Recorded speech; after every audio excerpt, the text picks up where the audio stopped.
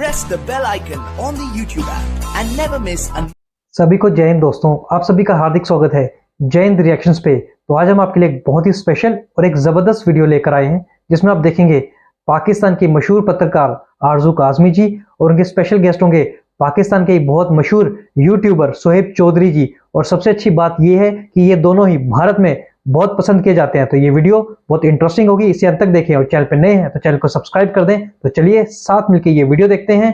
जय हिंद, जय Bharat. Care taker foreign minister आए हैं, उन्होंने कहा है कि जी हमें भारत से बात करना चाहते हैं, पाकिस्तान इंटरेस्टेड है इंडिया से बात करने में। एक तरफ तो ये बात करते हैं और दूसरी तरफ वो special assistant to prime minister लगा देते हैं मशाल मलिक को, जो कि यासीन मलिक की वाइफ है, एक कंट्रोवर्शियल फिगर है और जाहिर है वहाँ पे कई साल से यासीन मलिक को जो है सजा सुनाई गई है, कई ऐसी चीज़ें हैं, एलिगेशन है जो उन्होंने मानी भी हैं और केस चल रहा है। तो आपको नहीं लगता कि एक तरफ पाकिस्तान कहते हैं हमें बात करनी है, दूसरी तरफ चाहे वो हाफिज सईद हो, चाहे वो मसूद अजहर और इस किस्म के लोग हों, या फिर यासीन मलिक जिनके ऊपर केस चल रहा है और जाहिर है कि उसने बहुत सी चीज़ें मानी भी हैं, उन्हीं की बीवी को उठा के आपको कोई और नहीं मिला कि आपने special assistant to prime minister रख दिया। तो ये दो तरह की हरकतें हमारी क्यों होती हैं हमेशा? मैं सबसे पहले तो आपने जो बात की कि पाकिस्तान की इंटरिम गवर्नमेंट जो इस टाइम है, उसके फॉरेन मिनिस्टर ने ये बोला है कि हम इंडिया के साथ रिलेशन बेहतर चाहते हैं, लेकिन उन्होंने बहुत एक गहरी बात की है जिसके ऊपर मैं चाहता हूं कि डिटेल के साथ इस चीज को डिस्कस किया जाए। उन्होंने बोला है कि हम वैसे ही मतलब पीस टॉक चाहते हैं जैसा कि मुशर्रफ साहब के दौर में हुई थी, मनमोहन साहब और मुशर्रफ साहब के दौर में हुई थी, वैसे ही चाहते हैं। लेकिन ये कुछ चीजें होती हैं कि हमें थोड़ी सी स्टडी कर लेने के बाद, थोड़ा सा डिटेल में किसी चीज को जान लेने के बाद उसके ऊपर कोई ना कोई अपनी ओपिनियन देनी चाहिए। हमें ये नहीं पता कि क्या वैसी पीस टॉक, वैसे ही कोई पीस प्रोग्राम हो सकता है, पॉसिबल भी है आज के दौर में या नहीं। उस टाइम की अगर बात करें तब आर्टिकल 370 नहीं हटाया गया था, तब वो वहां पे भी उसे डिस्प्यूटेड एरिया या आर्टिकल 370 को की नजर में ही कश्मीर को देखते थे। लेकिन अब इंडिया वाले ये बात क्लियर कर चुके हैं कि भाई कश्मीर कोई डिस्प्यूटेड एरिया नहीं है, वो बिल्कुल वैसा ही एरिया है जैसे इंडिया के दूसरे सिटीज, दूसरे एरियाज हैं। इसलिए वैसी पीस टॉक तो पॉसिबल नहीं है। बातों की हद तक ठीक है, अगर आप ये वाकई में चाहते होते कि भाई पीस टॉक होनी है या होनी चाहिए या हम इंडिया से रिलेशन बेहतर चाहते हैं, तो एक गवर्नमेंट जो कि परमानेंट गवर्नमेंट थोड़ी होती है, जो कि इलेक्शन के थ्रू आई होती है, उसमें हम इंडिया से ट्रेड बंद कर देते हैं। जो इंटरिम गवर्नमेंट आती है उसमें हम पीस टॉक की बात करते हैं। 1.5 साल जब गवर्नमेंट रहती है शहबाज शरीफ साहब की, तब वो इंडिया के को लेके अजीब किस्म की स्टेटमेंट देते हैं, उनके फॉरेन मिनिस्टर ये स्टेटमेंट देते हैं, बुचर ऑफ गुजरात और ये और वो। और जब गवर्नमेंट जाने लगती है 2 दिन पहले हम ये कहते हैं कि हम तो अपने नेबर के साथ रिलेशन बेहतर चाहते हैं। अब ये दुनिया इन सब चीजों को जान चुकी है। और फिर इंटरिम गवर्नमेंट किस हैसियत से, मतलब आप ही ये देखें, इंडिया वाले भी इस चीज को समझते हैं, इंटरनेशनल लेवल पे लोग इस चीज को देखते हैं कि भाई इंटरिम गवर्नमेंट के पास कोई ऐसी अथॉरिटी है कि वो कोई पॉलिसी बनाए और लॉन्ग टर्म पॉलिसी बनाए कि भाई हम इंडिया के साथ रिलेशन बेहतर करना चाहते हैं और ये पॉलिसीज के इन पॉलिसीज के थ्रू चाहेंगे। भाई आपने तो पता नहीं 6 माह बाद, 2 माह बाद, 8 माह बाद या कुछ महीनों बाद, हफ्तों बाद आपकी गवर्नमेंट तो खत्म होने वाली है। जो परमानेंट गवर्नमेंट आएगी उसके इख्तियार में ये चीजें हैं कि वो अपनी क्या पॉलिसी देती है। अभी ये चीज क्लियर हो जाएगी, इलेक्शन आने वाले हैं। वैसे तो कोई उम्मीद नहीं पाकिस्तान में कि आज इलेक्शन हो या 1 साल बाद हो या 10 साल बाद हो, लेकिन जब भी इलेक्शन आएंगे, करीब आएंगे, तब आप देखिएगा तब क्या स्टेटमेंट होती है किस पार्टी की, चाहे वो पीटीआई हो, चाहे वो पीपल पार्टी हो, चाहे वो नून लीग हो, जितनी भी पाकिस्तान की पार्टीज हैं, मजहबी पार्टी हैं या सियासी पार्टीज हैं, तब उनकी इंडिया को लेके क्या स्टेटमेंट होती है, चीजें तभी वहां पे सारी क्लियर हो जाएंगी। बिल्कुल ठीक, लेकिन साथ साथ जो मशाल मलिक को इन्होंने बनाया, आपके ख्याल से क्या कोई और नहीं मिला इन्हें कि जिसको ये स्पेशल असिस्टेंट बनाते? देखनी चाहिए कि देखिए, एक साइड पे हम बात करते हैं कि हमें नेबर के साथ, इंडिया के साथ खास तौर पे रिलेशन बेहतर करने चाहिए, फिर हम जानबूझ के ऐसे कुछ मतलब अपना काम करें या कुछ इस तरीके से हम शो करवाएं कि भाई जो चीज इंडिया में मुतनाज़े है, जिसके ऊपर बात की जा रही है, यानी एक मशअल मलिक की अगर बात करें, यासीन मलिक की बात करें, इंडिया में उनके ऊपर केस चल रहे हैं। पाकिस्तान में आप उन्हें मिनिस्टर बना दें या फिर प्राइम मिनिस्टर की जो स्पेशल सेक्रेटरी हैं, या जो इस तरीके से कोई भी आप उन्हें ओहदा देंगे पर्सनल सेक्रेटरी का या जो भी, तो आपको नहीं लगता कि इंडिया में इस चीज को किस नजर से देखा जाएगा? क्या आपको, और दूसरे नंबर पे कोई भी आप जिसको मर्जी कोई भी ओहदा दें, कोई भी अपॉइंटमेंट दें, इशू नहीं है, मुझे इशू नहीं है, लेकिन आप देखें कि उनका पास्ट क्या है, उन्होंने पास्ट में क्या ऐसा किया है कि आप उन्हें उस तरीके से अपॉइंट कर रहे हैं, ये चीज देखने वाली है। अगर हम उनका पास्ट देखें तो हमें नजर आता है कि उन्होंने पाकिस्तान के लिए कुछ नहीं किया, मतलब पाकिस्तान की बेहतरी के लिए, पाकिस्तान, इवन उनका एक्सपीरियंस क्या है इस चीज में, मतलब एक्सपीरियंस क्या है, ये तो साफ नजर आ रहा है कि किसी को चिढ़ाने के लिए, किसी को कह लें कि इरिटेट करने के लिए आप कुछ इस तरीके से काम कर रहे हैं, तो वो फिर आपका अपना नुकसान होगा। जो भी अगर करता है, पाकिस्तान से करता है, किसी दूसरे कंट्री से करता है, वो अपना नुकसान कर रहा है, किसी का कोई नुकसान नहीं हो रहा। बिल्कुल ऐसा ही है, क्योंकि जाहिर है कि यासीन मलिक एक कंट्रोवर्शियल फिगर है, और मेरा नहीं ख्याल कि उनकी वाइफ को इस टाइम पे जो है, इनको इस किस्म का कोई भी पोजीशन या पोस्ट देनी चाहिए थी। इससे भारत में और नाम ही खराब हुआ है, फायदा कोई नहीं हुआ है। बिल्कुल, मैं वही कह रहा हूं ना। और दूसरे नंबर पे एक चीज, एक मिनट के लिए इस चीज को साइड पे रख देते हैं कि भाई वो वहां पे कुछ लोग ये स्टांस रखेंगे कि भाई वो तो इंडिया में है ना कंट्रोवर्शियल पर्सनैलिटी, पाकिस्तान में तो नहीं, तो आपको क्या मसला है? तो मैं कहता हूँ चलो एक मिनट के लिए ये बात मान लो, आप ये तो देखो कि उनका पास्ट क्या है, पास्ट में उन्होंने क्या ऐसा किया है, क्या उनका एक्सपीरियंस क्या है कि आप कहें कि हाँ भाई इस एक्सपीरियंस की बेस पे उन्हें रखा गया है, तो फिर आप इसका जवाब दे दें। बिल्कुल ऐसा ही है, लेकिन यहाँ पे खैर इतना कहाँ सोचा जाता है।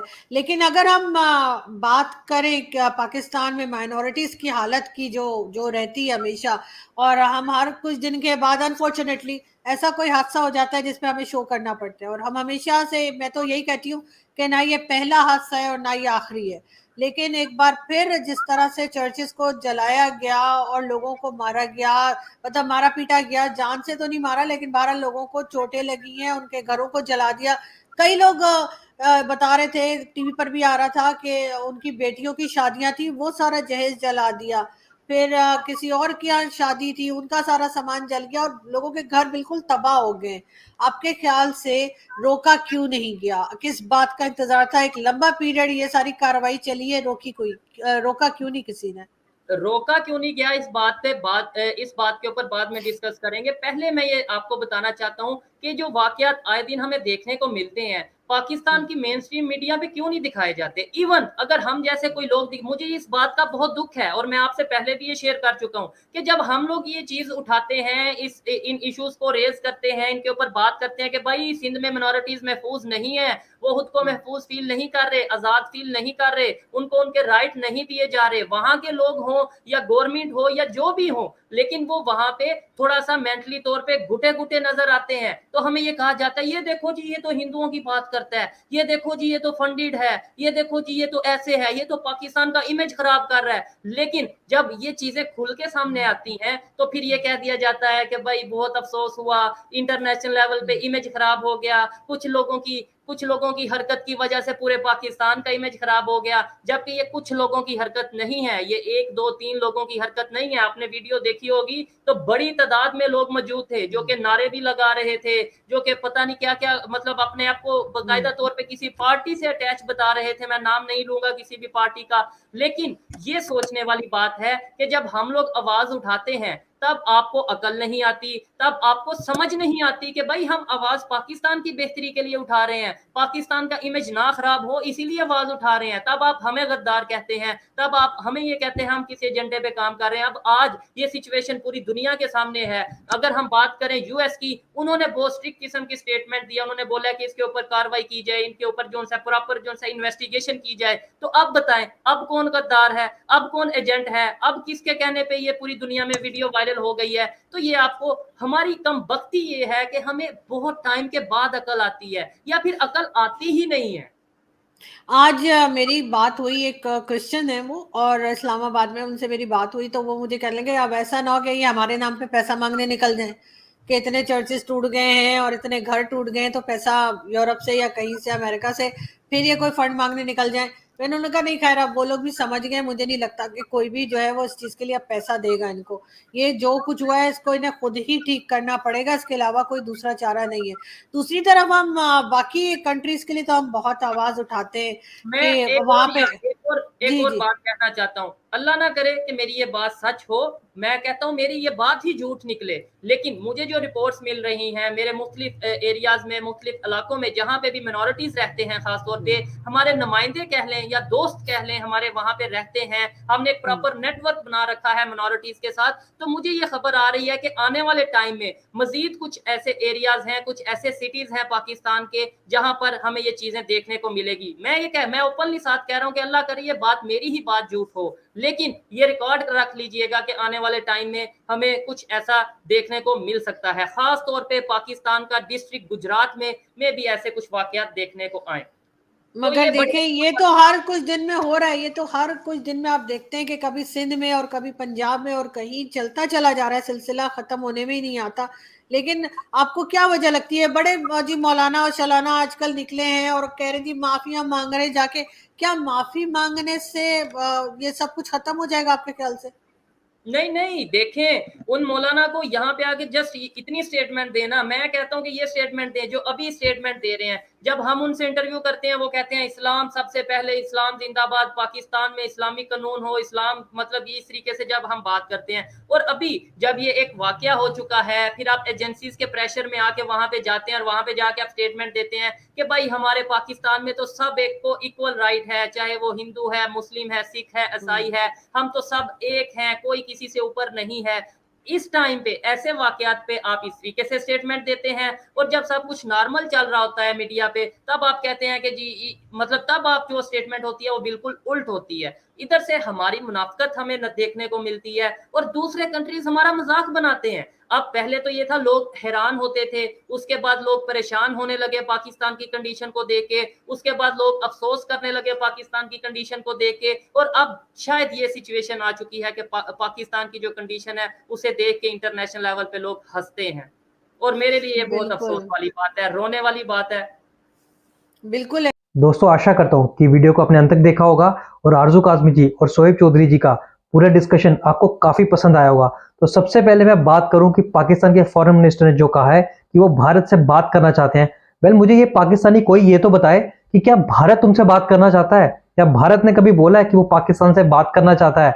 मतलब भारत तो पाकिस्तान वालों का फोन भी नहीं उठाता। इमरान खान बेचारा तो यही ख्वाहिश लेके जेल चला गया कि उसका फोन मोदी जी कभी उठा लें। और दूसरी ओर पाकिस्तान ने एक बार फिर अपनी बेवकूफी का और अपनी नाकामी का जो नमूना पेश किया है, जिसमें उन्होंने यासिन मलिक की बीवी मिसाल मलिक को वहां में कैबिनेट में एक जगह दी है।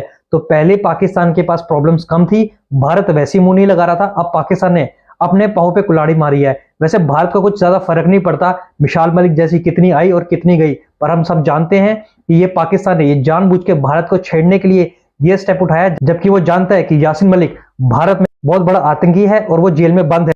फिर भी पाकिस्तान ने एक ऐसा कदम उठाया जो लॉन्ग टर्म में उन्हीं को तकलीफ देने वाला है। इसी से पाकिस्तान के दोगलेपन का पता चलता है, क्योंकि थोड़े दिन पहले अभी जो पाकिस्तान की नई केयर टेकर गवर्नमेंट आई है, जिसके प्रधानमंत्री काकड़ है, उन्होंने आते ही सबसे पहले अपने यह बयान दिया था कि कश्मीर जो है वो 80 लाख लोगों के लिए एक जेल बन गया है। तो कहीं एक तरफ आप ऐसे बयान देते हो, दूसरी तरफ आप यासिन मलिक की बीवी को अपनी कैबिनेट में लगा देते हो, और तीसरी तरफ आप ये सोचते हो और ये उम्मीद करते हो कि भारत के साथ आपके रिश्ते अच्छे होंगे और भारत ट्रेड खोलेगा।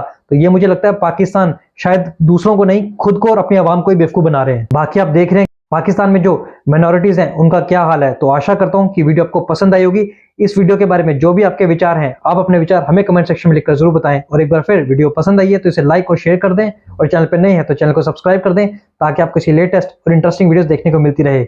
जय हिंद, जय भारत।